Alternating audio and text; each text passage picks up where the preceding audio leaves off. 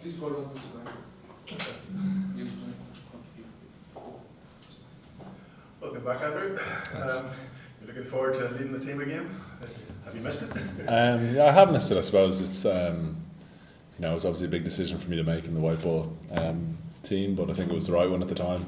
But I was also very keen to keep leading this group in Test cricket because I think it's important. I think it's also nice to give Paul, there's just those formats, and then I can focus on the challenges of trying to win our first Test match. And we've, I think, 2 bites at the cherry this year, and the first one starts tomorrow. What's the challenge? Sri Lanka are Afghanistan obviously coming off the back of a full tour of Sri Lanka, including a Test match. We haven't played one for 9 months. Is that going to be a big advantage for them? I suppose it is. Yeah, they've a group of players that played a Test match very recently. We're kind of used to at this stage playing our Tests quite sporadically. We obviously had the last winter where we played 3 in the Trout, which was the first time we'd done that. But yeah, I think that's what we've probably got to get used to as a Test nation, is playing these matches at different times of the year, spread out, and it's hard on one hand because you want to have your best team for each game, but if our next game's in July or August, we might have a different team to what we have now. But it's all about having that best team on the day and trying to go out there and play some good cricket when it comes to that kind of red ball challenge. Are you happy enough with the build-up? Obviously you've been out here for 8-9 days now, and you opted not to choose or to play a practice game, but happy with the preparations? Yeah, really good. We were in Sevens cricket ground at Dubai last week. Had a bit of a mix of red and white ball, and then obviously purely red ball since we've moved down here to Abu Dhabi. So everyone's fully fit, which is great. A couple of guys joined us a bit later from franchise cricket, and they came in and hit the ground running. So I think everyone's just excited to get going again. We haven't played since December in Zimbabwe, so kind of got that new year feel about it. So the guys are kind of itching to get out there. So, do you know your 11? Any clues today? No clues. I'm going to stay consistent. I don't like announcing the squad till the morning, but everyone's aware of who's playing and who's not. What's the impression of the pitch? First, we're obviously not in the main stadium. We only found that out last week. It was a bit of a shock, but Tolerance Oval is a really nice oval, and they're moving at the rate of knots out there, and everything's getting set up perfectly. So I think it'll be a pretty good pitch.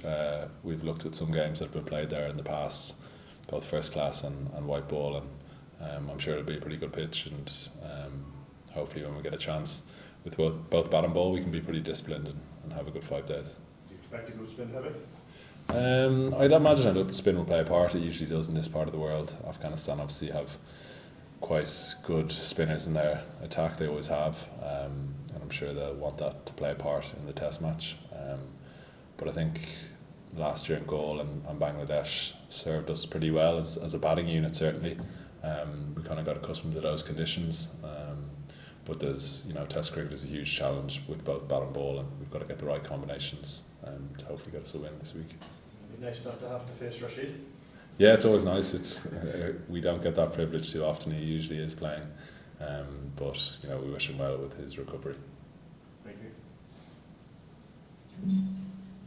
How do you look at Afghanistan as an opponent? They have just coming out of a series in Sri Lanka, including a Test match.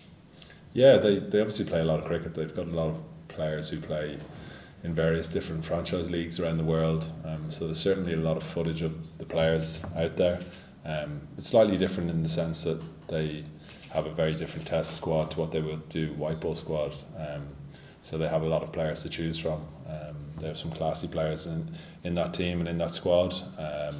Some players we don't know a whole lot about, but we certainly have been doing our homework. But they're obviously getting better and better in all forms of the game, and we've got to keep up with them as best as we can.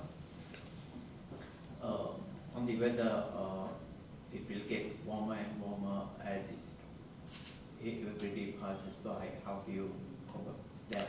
Yeah, we didn't expect it to get colder. We knew it would be pretty warm out here.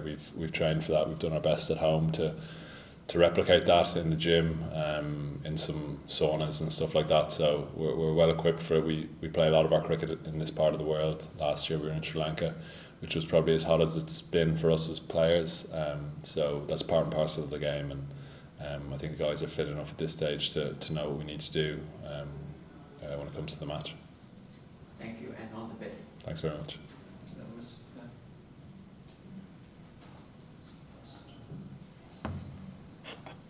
Hi. Hi. We've seen that there are a lot of new faces in your team, and you've been doing camping already in Dubai. So tell us about your overall preparation for the game. Yeah, our preparation's been good. Like I said, we were very lucky that we had the Sevens facility to ourselves. Dougie Brown and his team looked after us very well down there, and we had loads of net bowlers and 2 ovals to choose from. So it's always important for us because our winters are very harsh weather-wise, so we can't get too much outdoor training at all. So any opportunity to get outside and get practicing outside before big series like this are very important. So yeah, it was a great camp, and hopefully the guys are just ready to play now. Yeah, looking at the history, both the nations are set to have a second test game. So how do you observe the whole cricketing history between the two countries? Yeah, I think we've kind of been side by side for a lot of our cricketing journeys, if you like. Afghanistan obviously burst onto the scene in 2009, I think it was, sort of World Cup qualifiers in South Africa. I remember watching, and yeah, they've obviously progressed at a rapid pace and have produced some world-class cricketers. And we've played a lot of cricket against them. We've had some success, we've had some disappointments, but I think it's a pretty good and healthy rivalry for the game. We tend to always have pretty good matches, so hopefully we can have 7 good matches over the next sort of 2 or 3 weeks. Wonderful. Afghans are actually, I think, looking forward to host you next time within Afghanistan, in the home country. Yeah, so well, how do you observe that? Yeah, I won't be planning that. I won't be getting involved in that. If there's a fixture there, I'll be there. So we'll play wherever, as long as it's good for the team. Wonderful. Thank you so much. Best of luck. Thanks. Thank you so much. Cool. Thank you very much. Thank you. Thanks.